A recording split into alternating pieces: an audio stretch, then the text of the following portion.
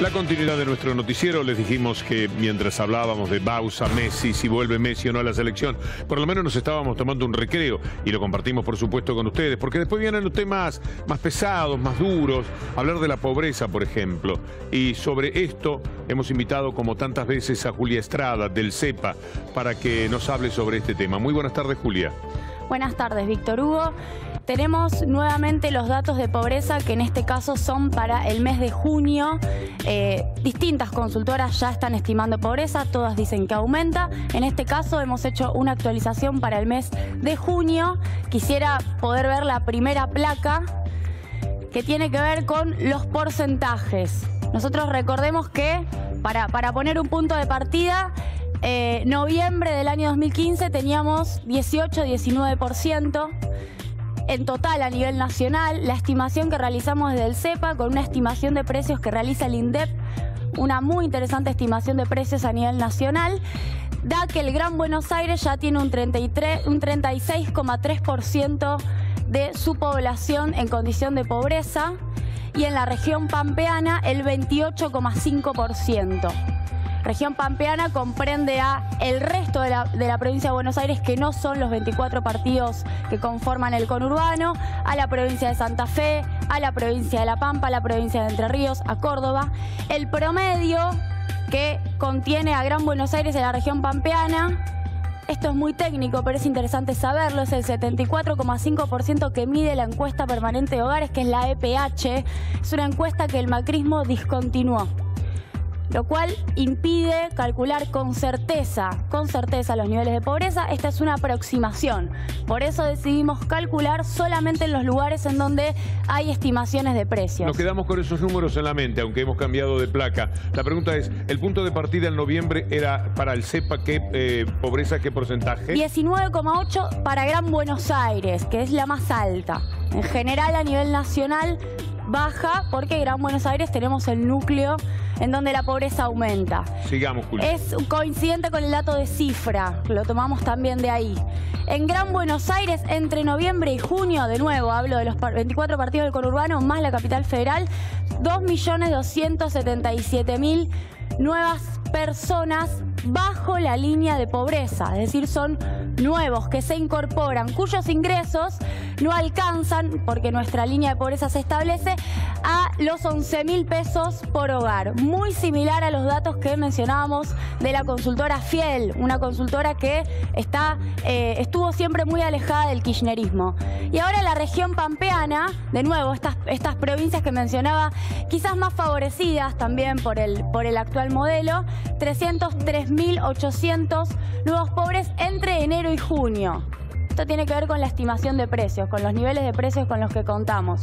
En el total estamos hablando entonces de 2,5 millones. En el total, 2,5 millones solamente para Gran Buenos Aires. Una estimación que tiene sus reparos de nuevo, porque la EPH no está siendo publicada. Uno quiere ser muy riguroso con estos datos.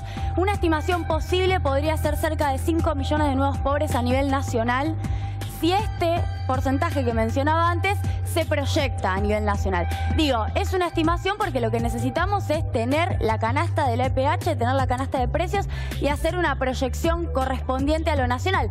Pero con ese porcentaje son 5 millones de nuevos pobres entre el mes de noviembre de 2015 y junio de 2016. ¿Y ahora esto que vemos, Víctor Hugo, es la progresión entre enero de 2016 y junio de 2016.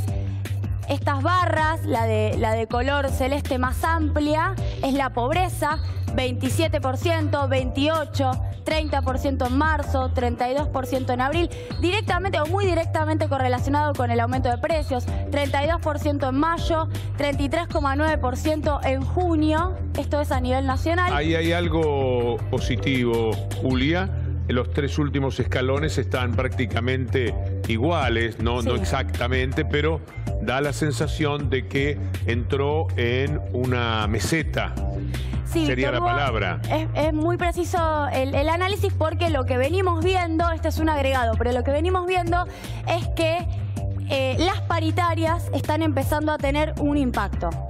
Y eso es muy interesante por dos motivos. Primero, porque la pérdida de poder adquisitivo se morigera. Como vos bien mencionás, se suaviza la pérdida de poder adquisitivo.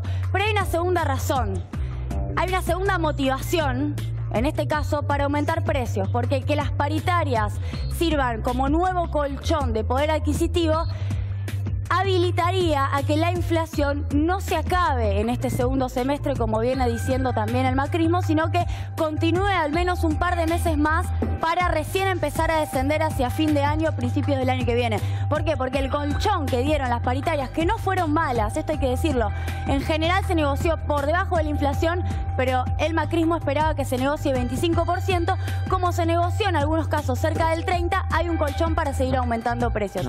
Y quiero mencionarte un dato más, Víctor Hugo.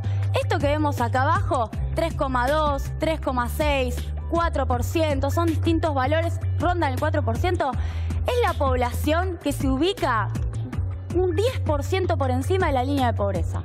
Nosotros lo llamamos índice de vulnerabilidad. ¿Qué significa? Como la línea de pobreza es arbitraria, de repente fijamos y decimos hasta acá uno es pobre, un hogar es pobre, de acá para arriba ya no lo es.